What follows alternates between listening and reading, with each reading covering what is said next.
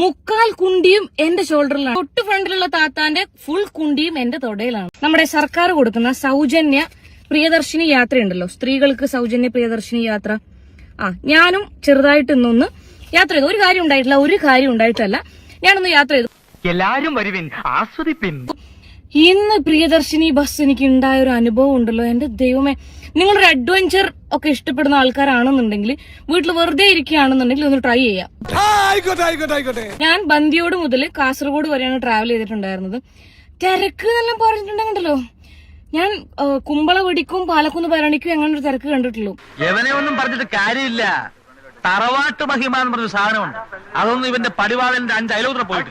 Okay, ഞാൻ ഇരുന്നതിന്റെ ഈ സൈഡിൽ ഇരുന്ന താത്താന്റെ മുക്കാൽ കുണ്ടിയും എന്റെ ഷോൾഡറിലാണ്.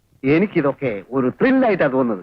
ജീവിതത്തിൽ എന്തെങ്കിലുമൊക്കെ ഒരു തമാശയൊക്കെ വേണ്ടേ? ഞാൻ ലാലേട്ടനെ പോലെയാണ് ഇങ്ങനെ ഇരിക്കുന്നത്. അതിന്റെ തൊട്ട് ഫ്രണ്ടിലുള്ള താത്താന്റെ ഫുൾ കുണ്ടിയും എന്റെ തൊടയിലാണ്.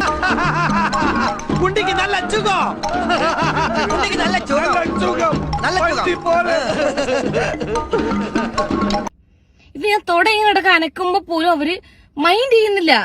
കാരണം മൈൻഡ് ചെയ്താൽ ഞാൻ എണീക്കേണ്ടി വരുമല്ലോ, എന്റെ തൊടേന്ന് എണീക്കേണ്ടി വരുമല്ലോ. വേണ്ട, ഞാൻ ആ ടൈപ്പ് അല്ല. എന്റെ അടുത്ത് നമ്പർ ഒന്നും ഇറക്കണ്ട, ഞാൻ ആ ടൈപ്പ് അല്ല. അത് കഴിഞ്ഞിട്ട് കണ്ടക്ടറിനെ റിക്വസ്റ്റ് ചെയ്യാണ് ഓരോ സ്റ്റോപ്പിലും, ചേച്ചി അടുത്ത ബസ് പ്രിയദർശിനി തന്നെ വരുന്നുണ്ട്, ഇതിൽ സ്ഥലമില്ല. വിശ്വസിക്കരുതടാ, ലോകത്ത് ഒരു പെണ്ണിനും വിശ്വസിക്കരുത്. വിശ്വസിച്ചാൽ അവളുമാരെ നമ്മളെ ചതിക്കും, അത് ഉറപ്പാ. മാറി നിൽക്കണ മുണ്ടക്കൽ ശേഖര എന്ന് പറഞ്ഞുകൊണ്ടാണ് സ്ത്രീകൾ തടിച്ചു കയറുന്നത്. ഒരു ചാൻസ് കിട്ടി അത് ഓവറാക്കും അല്ലടാ ഫുൾ. തിരക്കെന്ന് പറഞ്ഞ അമ്മാതിരി തിരക്ക്. വേറൊരു കോമഡി ആക്കണോ, ഈ ഫ്രീ യാത്രക്കിടയിൽ ഞാൻ ഇരുന്ന സീറ്റിലിരുന്ന ആളായിരിക്കണം ആ ബോട്ടിന്റെ ഒരു എയർപോർട്ട് മറന്നു വെച്ചു പോയി. ഞാൻ ഫ്ലിപ്കാർട്ടിൽ നോക്കുന്ന സമയത്ത് 800 റുപ്പീസ് എങ്ങനെ അതിന് പ്രൈസ് ഉണ്ട്. ഞാൻ കണ്ടക്ടർ അതിൽ കൊടുത്തിട്ട് പറഞ്ഞു, ചിലപ്പം ഒരു KSRTC വരുമായിരിക്കും, പരുതിയിട്ട് നിങ്ങൾ അവിടെ കൊടുത്താൽ മതി. അയാൾ എന്നെ ഇങ്ങനെ തലക്ക് കൈ വെക്കുന്നത്. നിങ്ങൾ ഈ എത്ര കൂടിപ്പോയ 800 രൂപയൊന്നും എന്തായാലും മംഗലാപുരത്തുനിന്ന് കാസർഗോഡേക്ക് ഉണ്ടാവുമെന്ന് ഞാൻ വിശ്വസിക്കുന്നില്ല. ആ ഒരു ഫ്രീ ടിക്കറ്റിന് വേണ്ടിയിട്ട് ബോട്ടിന്റെ എയർപോർട്ട് അടക്കം വെച്ച് മറന്നു പോകുന്ന സ്ത്രീകളുണ്ട്.